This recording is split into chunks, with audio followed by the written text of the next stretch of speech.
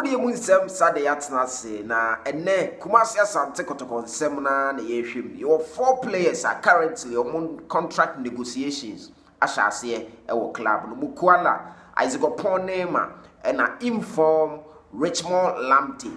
Then Justice Blay contract one nsem no akosi say na de ate na yede bro ewo fi ha. Ghana Football Association e de abetudwa data the January transfer window no ABA no e ho asem kakra e wo ha be de bro e wo fie ha sin now me pa cho de bia me ka se agudie mu nsem no eye ade a ye de gigi ani but ade ehia pan ye nyame asem enti me de amanfo adimande ache enti me de be bro ade e fene the light for our path and also me de be bro pa cho obetimi a subscribe to this channel sa unsubscribe ya wadaroma na wa follow your social media handle no so a super 24 TV and na Instagram ye Kumasi blogman now pacho why am me me da se bebre nyame shaw yemfa message we as a light for our path na ansana me de Kumasi asante Kotoko contract negotiation with 4 players no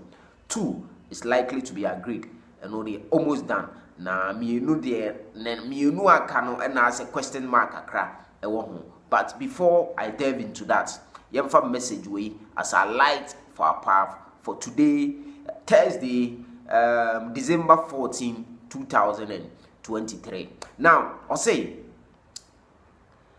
no matter how the expensive a cap is, it has to go under the water. It has to go under the water to receive water. No matter how expensive a cap no cap no was a eba form a kwose form ansana enya nsuo abraboy obi wo ho na ofili se one de waduru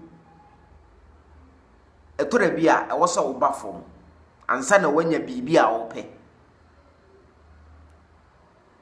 otufo nyankopon wa me ente ase enti tem bia no ade ehia baako abrabo ma nyina yentie ni enhye no so eye humility sa opese wo baabi na baabi a wo no wo hwe wo ho status na still na o feel say you wouldn't have to go through the due process menua oboa you have to follow a pattern of humility. Obi ohunu hu say oye too big to do certain things. Sa woye sa maybe baby you are destined to reach wa abrabo mu no. Untimi enru ho. Eno na adwena me kan ade bi. Arrogant people nyankopon use wo. But the limit with which your purpose will be fulfilled no sa woye arrogant a wan ha unya ni nyina. Humility is key. Utumfo nyankopon emientiase. So our light for our path for today no.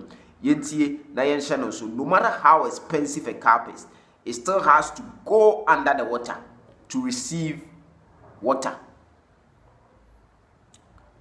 Has to go down. Utumfo nyankopon emientiase. Now, our light for our path is very important. Agudi emu nsɛm de gigi ani. Now, Kumasi asante Kotoko 4 players, Mukwala, Oppong, Richmond Lamptey, Justice Blay. Omu contract na ka less than 1 year na ba we. Contract negotiations ashase na contract negotiations no from what we have been briefed near Kumasi asante Kotoko and Mukwala are likely to be signed from initial talks ekoso no. And Richmond Lamptey so almost agreed say obe extending the contract no so less than 1 year. And Justice Blay contract running out in February, but Justice Blay management no and I said the manager the agents no and the police strings kakra into a master na Justice Blay contract renewal no enye setting say or extend it and I say on extend it.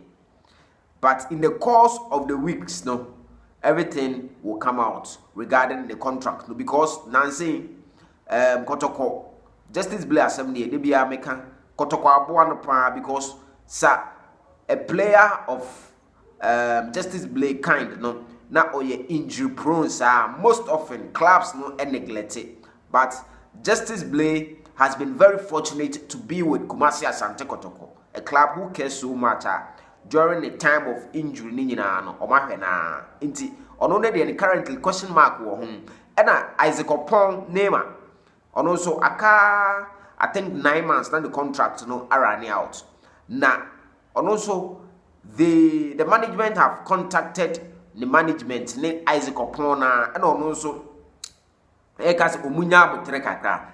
This is coming from the management no, and according to a deep true source I mean so me find out the management no Isaac Oppong manager and agent no try so benya foreign club ama boy no enu ntina all kaji Kumasi Asante Kotoko nya abotre in that regard no. So on these 4 players no, 2 there Mukwala and the certain one Richmond Lamptey omumi enu dey meaning say they are agreeing. They are agreeing, even though they are dear chi and dear say offer beats me back now offer no, it will leave you in awe. Now video untibinya ho hwe was a manako and also a bit messy, but for now the no information no we are saying not to hope e be bro on Super 24 TV. On subscribe ya wadama na wabo red subscribe button no so no wa hiti adoma no so information there e be we are saying you may cost so